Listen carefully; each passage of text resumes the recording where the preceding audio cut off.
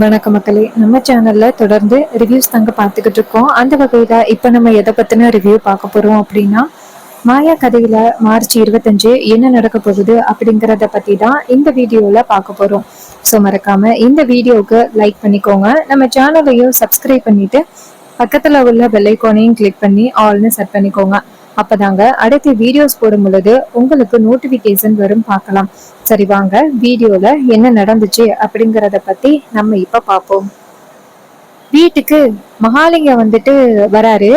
வந்ததோட எல்லாரும் மகாலிங்கத்தை பார்த்துட்டு கோவப்படுறாங்க. ஏன்னா மகாலிங்கம் ரகுராம் வீட்டுக்கு செஞ்சது கொஞ்சம் நஞ்சம் இல்ல, நிறையவே. சிவா நேரா மகாலிங்கத்தை பார்த்து, இங்க பாருங்க, உங்களை யாரு இங்க வர சொன்னது? மரியாதையை இந்த இடத்த விட்டு போங்க, அதான் உங்களுக்கு நல்லது. தேவையில்லாம வந்து அசிங்கப்படுறதுக்காக வந்திருக்கீங்களா?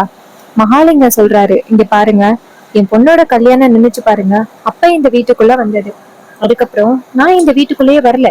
இப்ப நான் எதுக்காக வந்திருக்கேன் தெரியுமா? மறுபடியும் என் பொண்ணுக்காக தான் வந்திருக்கேன். அப்ப சிவா கேக்குறாரு, உங்க பொண்ணுக்காக எதுக்கு இங்க வரணும்? மறுபடியும் உங்க பொண்ணுக்கு கல்யாணம் பண்ணி வைக்கிறதுக்கு எங்க வீட்டுல பசங்க யாரும் இல்ல. அதோட சீனுவுக்கும் மாயாவுக்கும் கல்யாணம் ஆகிட்டு இனிமே நீங்க நினைக்கிறது எதுவுமே நடக்காது. அதனால நீங்க இந்த இடத்த விட்டு போறது நல்லது. மரியாதையை காப்பாத்திக்கிட்டு இந்த இடத்த விட்டு போயிருங்க. அப்ப மகாலிங்க சொல்றாரு, இங்க பாருங்க, நான் என் பொண்ணுக்காக தான் வந்திருக்கேன். என் பொண்ணுக்கு நியாயம் வாங்கி கொடுக்கணும் அப்படிங்கறதுக்காக தான் நான் வந்திருக்கேன். அதுக்கு சிவா கேக்குறாரு, உங்க பொண்ணுக்கு அப்படி என்ன நியாயத்தை வாங்கி கொடுக்க போறீங்க? உங்க பொண்ணுக்கும் கல்யாண வயசு ஆயிட்டுல, வேற யாராவது ஒரு பையனை கல்யாணம் பண்ணி வைக்க வேண்டியது தானே. இன்னும் எதுக்கு இந்த குடும்பத்தையே டார்ச்சர் பண்றீங்க அப்படின்னு சிவா கேக்குறாரு. மகாலிங்க சொல்றாரு, இங்க பாருங்க, என் பொண்ணுக்கு வந்து சீனுவோட கல்யாணம் ஆகல அப்படின்னு தெரிஞ்சதோட என் பொண்ணு ரொம்ப கவலைப்பட்டு வெளியூருக்கு போயிட்டா. அங்க போன என் பொண்ணுக்கு ரொம்ப பெரிய அநியாயம் நடந்துருச்சு. என் பொண்ணை பார்த்தாலே உங்களுக்கு தெரியும். அப்ப சாருவை வந்து பத்மா கூட்டிட்டு வராங்க. அப்ப பார்வதி சாருவை பார்த்ததோட ரொம்ப சந்தோஷத்தோட ஓடி போய், சாரு வாமா, எப்படி இருக்க அப்படின்னு கேட்க, சாரு வந்து பார்வதிய பார்த்துட்டு, யாரு பேசுறது? பார்வதி சொல்றாங்க, ஏ சாரு, நான் உன் கண்ணு முன்னாடி தானே நிக்கிறேன். நான் நிக்கிறது கூட உனக்கு தெரியலையா? நான் தான் பார்வதி. சாரு சொல்றாங்க, ஓ பார்வதி சித்தியா? எனக்கு கண்ணு தெரியல சித்தி. இல்லைன்னா நீங்க யாரு அப்படிங்கறத நான் கண்டுபிடிச்சிருப்பேன். என்ன மன்னிச்சிருங்க. இதை கேட்டதோட அங்க உள்ளவங்க எல்லாருமே அதிர்ச்சி ஆகுறாங்க. மகாலிங்க சொல்றாரு, இதுக்காக தான், ஒரு நியாயத்துக்காக உங்க வீட்டுக்கு வந்திருக்கேன். ஜானகி கேக்குறாங்க, சாருவுக்கு எப்படி இப்படி கண்ணு தெரியாம போனுச்சு? அப்ப மகாலிங்க சொல்றாரு, என் பொண்ணு வெளியூர் போனப்ப அவளுக்கு இந்த மாதிரி விபத்து ஆகிருச்சு. இப்படி ஆகும் அப்படின்னு நாங்க யாருமே எதிர்பார்க்கவே இல்லை. என் பொண்ணு இப்ப இந்த நிலைமையில இருக்கிறதுக்கு இப்ப நீங்க தான் காரணமாகிட்டீங்க. அதான் நியாயம் கேட்கலான்னு வந்தேன். சிவா சொல்றாரு, இங்க பாருங்க, உங்க பொண்ணு தெரியாதனமா விபத்து பண்ணதுக்கு எப்படி நாங்க காரணமாகும்? மகாலிங்க சொல்றாரு, இங்க பாருங்க, நீங்க தானே சீனுவுக்கு என் பொண்ணை கல்யாணம் பண்ணி வைக்கிறேன்னு சொன்னீங்க. அந்த யோசனையிலே தான் என் பொண்ணு இப்படிப்பட்ட ஒரு காரியத்தை பண்ணிட்டா.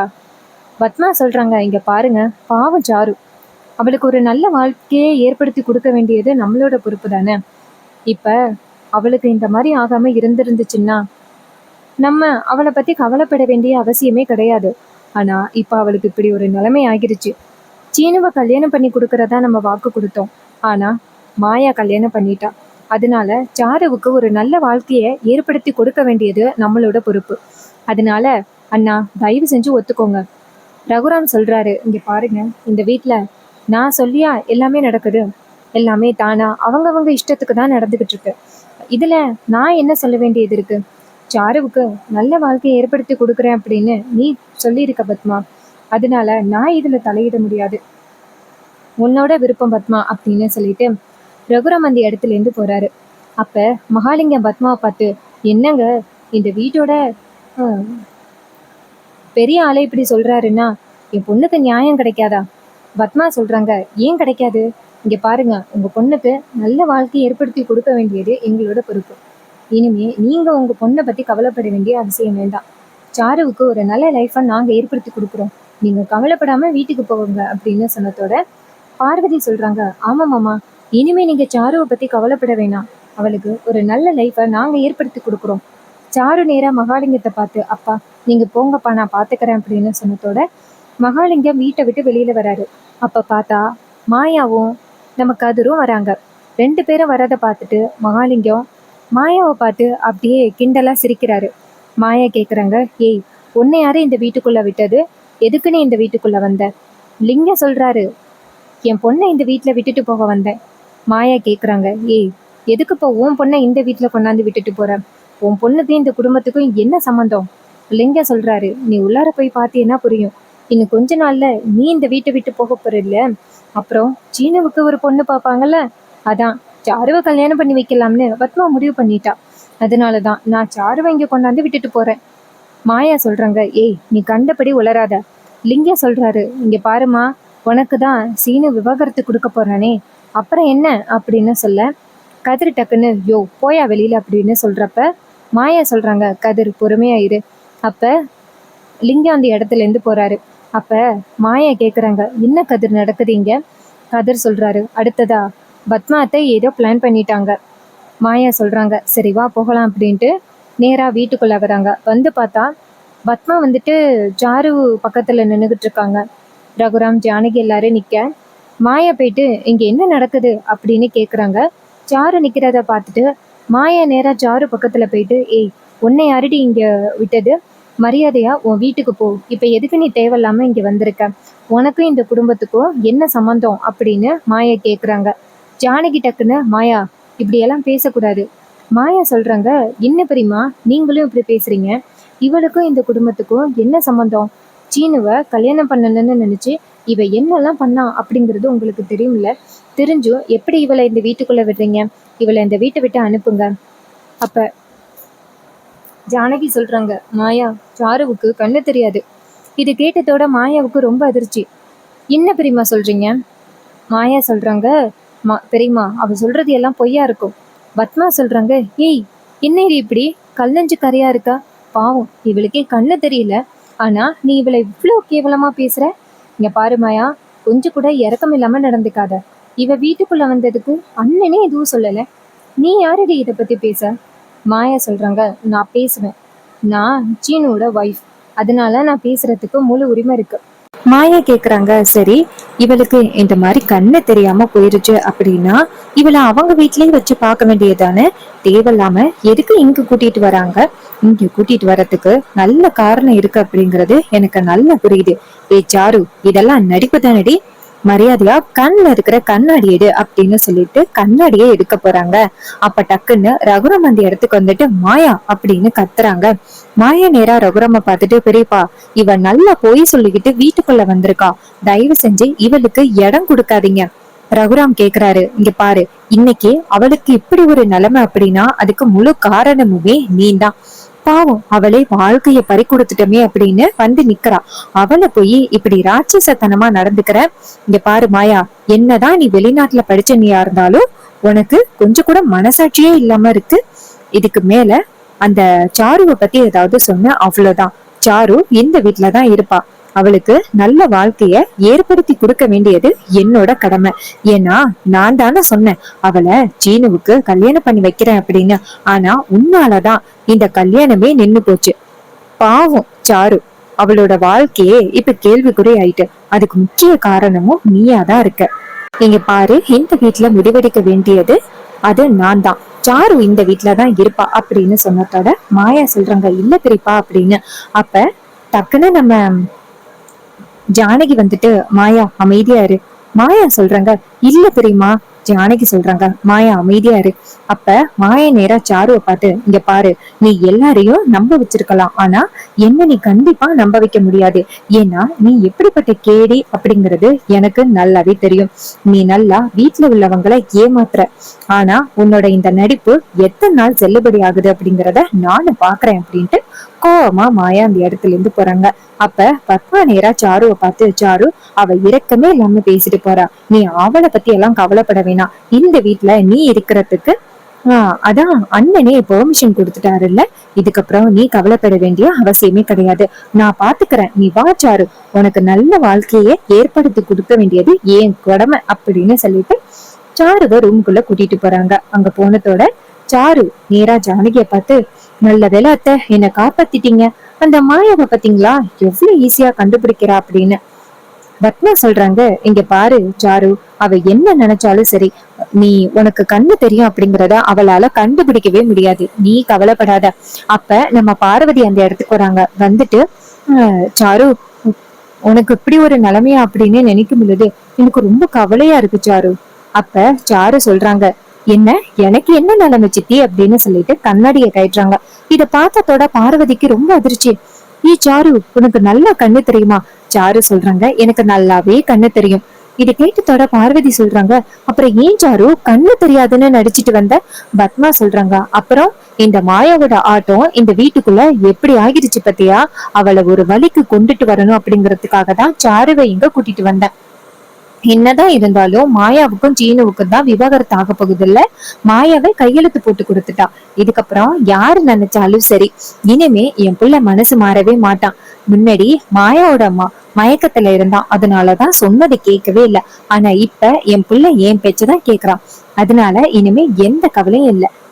இந்த கல்யாணம் நல்லபடியா நடக்கும் பாரு. சாருவுக்கும் சீனுவுக்கும் கல்யாணத்தை பண்ணி இந்த மாயாவை இந்த வீட்டை விட்டு துரத்துறனா இல்லையான்னு பாரு. அதுக்கு பார்வதி சொல்றாங்க, அக்கா, நீங்க செய்யறதெல்லாம் சரிதான். ஒருவேளை சாருவுக்கு கண்ணு தெரியும் அப்படின்னு யாருக்காவது தெரிஞ்சுட்டா? சாரு சொல்றாங்க, அதெல்லாம் தெரியறதுக்கு வாய்ப்பே இல்ல. அதுக்கு தானே நீங்க 2 பேரும் இருக்கீங்க. நீங்க 2 பேரும் வந்துட்டு என்ன பாதுகாப்பீங்க அப்படிங்கிற நம்பிக்கையில தான் நானே இந்த வீட்டுக்குள்ள வந்திருக்கேன். அது கேட்டதோட பத்மா சொல்றாங்க, இங்க பாரு சாரு, அதான் நான் இருக்கேன்னு பாத்துக்கிறேன். உனக்கு கண்ணு தெரியால, இத வச்சுதான் சீனு கூட நீ நெருக்கமாகணும். அப்பதான் சீனு வந்துட்டு உன்னை லவ் பண்ண ஆரம்பிப்பான். ஞாபகம் வச்சுக்கோ. இப்போதைக்கு அவனுக்கு மாயாவை சுத்தமா பிடிக்கவே இல்லை. ஏற்கனவே உன்னை கல்யாணம் பண்ணிக்கிறேன் அப்படின்னு சொன்னால, கண்டிப்பா உன் மேல சின்னதா ஒரு அனுதாபம் அவனுக்கு இருக்கும். அந்த அனுதாபத்தை பயன்படுத்தி தான் நீ சீனுவை கல்யாணம் பண்ண போற. இது கேட்டதோட சாரு சொல்றாங்க, அத்தை அவ்வளவுதானே, நான் பாத்துக்கிறேன். அந்த மாயா மட்டும் நீங்க இடையில வராம பாத்துக்கிட்டா போதும். அதுக்கு பத்மா சொல்றாங்க, சாரு, நாங்க எதுக்கு இருக்கோம், நாங்க பாத்துக்கிறோம். அப்ப சாரு சொல்றாங்க, இங்க பாருங்க, அந்த மாயா சாதாரண ஆள் கிடையாது அப்படிங்கிறது உங்களுக்கு தெரியும்ல. கண்டிப்பா சீனு கிட்ட என்ன நெருங்கவே விட மாட்டா. சோ நீங்க கொஞ்சம் அவளையும் பாதுகாப்பா பாத்துக்கணும். இது கேட்டதோட பார்வதி சொல்றாங்க, ஏய் சாரு, நாங்க எதுக்கு இருக்கோம், நீ கவலைப்படாத.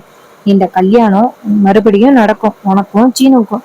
இந்த மாயாவை இந்த வீட்டை விட்டு துரத்தி அடிச்சுட்டு கல்யாணத்தை நல்லபடியா முடிக்கிறோம் பாரு அப்படின்னு இதை கேட்டதோட சாரு சொல்றாங்க, பரவாயில்ல, இந்த வாட்டி நாச்சும் சரியா பிளான கொண்டு போங்க. அதுக்கு பத்மா சொல்றாங்க, போன வாட்டி தான் ஏமாந்து போயிட்டோம் சாரு, ஆனா இந்த வாட்டி நான் கண்டிப்பா ஏமாற மாட்டேன் பாத்துக்கோ அப்படின்னு. அப்ப மாயாவும் நம்ம ஜானகியும் பேசிக்கிறாங்க. மாயா சொல்றாங்க, பெரியம்மா, அவன் நடிக்கிறா பெரியம்மா, எதுக்கு அவளை இந்த வீட்டுக்குள்ள கூட்டிட்டு வந்தீங்க? ஜானகி சொல்றாங்க, மாயா அமைதியா இரு. நீ இப்படி சொன்னீங்கன்னா உன்னதான் எல்லாரும் தப்பா நினைப்பாங்க. அதுக்கு மாயா சொல்றாங்க, என்ன பெரியம்மா நீங்களும் இப்படி பேசுறீங்க? அவளுக்கு நல்லாவே கண்ணு தெரியும், அவளை பார்த்தாலே தெரியலையா? அவ மறுபடியும் இந்த வீட்டுக்குள்ள குழப்பத்தை உண்டாக்குறதுக்காக தான் வந்திருக்கா. அதை பத்தி தயவு செஞ்சு புரிஞ்சுக்கோங்க. அதுக்கு ஜானகி சொல்றாங்க, மாயா நீ பொறுமையா இருமா. மாயா சொல்றாங்க, இல்ல பெரியம்மா, நான் அவளை கண்டிப்பா அவ எப்படிப்பட்டவ அப்படிங்கறத நிரூபிச்சுட்டு மறு வேலை பாக்குறேன். கதிர் அங்க வராரு. வந்துட்டு, மாயா என்னாச்சு? மாயா சொல்றாங்க, பாத்தியா கதிர், அவளுக்கு நல்லாவே கண்ணு தெரியும், அவ எப்படி ஏமாத்துறான்னு பாத்தியா? அதுக்கு கதிர் சொல்றாரு, இங்க பாரு மாயா, நீ கவலைப்படாத, அவளை எப்படியாவது விரட்டிடலாம். அவ எவ்வளவு நாளுதான் இந்த மாதிரி நடிச்சுக்கிட்டு இருப்பா அப்படிங்கறத நானும் பாக்குறேன் அப்படின்னு கதிர் சொல்றாரு. கதிர் சொல்றாரு, மாயா, அவ கண்ணு தெரியாம ரொம்ப நாளெல்லாம் நடிக்க முடியாது. அவ கண்டிப்பா ஒரு நாள் சிக்குவா, நீ எதுக்கும் கவலைப்படாத மாயா. அப்பே சீனு வராரு. சீனு வந்ததோட நேரா கதிரை பார்த்து, கதிர், சாரு வந்திருக்கலாம்ல. அப்ப மாயா கோவப்படுறாங்க. அப்ப கதிர் கேக்குறாரு, இங்க பாரு, சாரு தான் வந்திருக்கா. சீனு கேக்குறாரு, எங்க இருக்கா சாரு?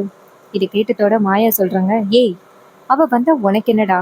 சீனு கேக்குறாங்க, ஏய், ரொம்ப நாள் ஆயிட்டு அவளை பார்த்து, அதுக்குதான் கேட்டேன், என்ன நீ இப்படி கோவப்படுற? கதிர் சொல்றாரு, மாயா, அவன் உன்னை வெறுப்பேத்துறதுக்காக தான் பேசுறான், நீ கோவப்படாத. மாயா சொல்றாங்க, என்ன வெறுப்பேத்துறதுக்காக பேசுறான்? அவளை பத்தி என்கிட்ட ஏன் வந்து கேட்கணும்? அதே நேரம் பார்த்து நம்ம பார்வதி வந்துட்டு சாரு அந்த இடத்துக்கு கூட்டிட்டு வராங்க. அப்ப சீனு வந்துட்டு சாருவை பார்த்ததோட ரொம்ப அதிர்ச்சி ஆகுறாரு. சாரு, உனக்கு என்ன ஆச்சு? அப்ப சாரு சொல்றாங்க, எனக்கு ஒண்ணும் இல்லை சீனு, நான் நல்லாதான் இருக்கேன். பத்மா சொல்றாங்க, சீனு, அவ மட்டும் உன்னை கல்யாணம் பண்ணியிருந்தா இந்த மாதிரி நிலைமை அவளுக்கு வந்திருக்கவே வந்திருக்காதுடா. அவ உன்னை கல்யாணம் பண்ணிட்டு இந்நேரம் சந்தோஷமா இருந்திருப்பா. இந்த மாயா மாதிரி வீட்டுக்குள்ள பிரச்சனையெல்லாம் பண்ணிக்கிட்டு இருக்க மாட்டா. நான் சொன்ன பேச்சை கேட்டுக்கிட்டு அமைதியா இருப்பா. இது கேட்டதோட நம்ம மாயா சொல்றாங்க, இப்ப என்னப்ப நான் தான் இந்த வீட்டுக்குள்ள பிரச்சனை பண்ணிக்கிட்டு இருக்கேன்னு சொல்றீங்களா? பத்மா சொல்றாங்க, ஆமா, நீ தான் இந்த வீட்டுக்குள்ள பிரச்சனை பண்ணிக்கிட்டு இருக்க, பார்த்தா தெரியலையா?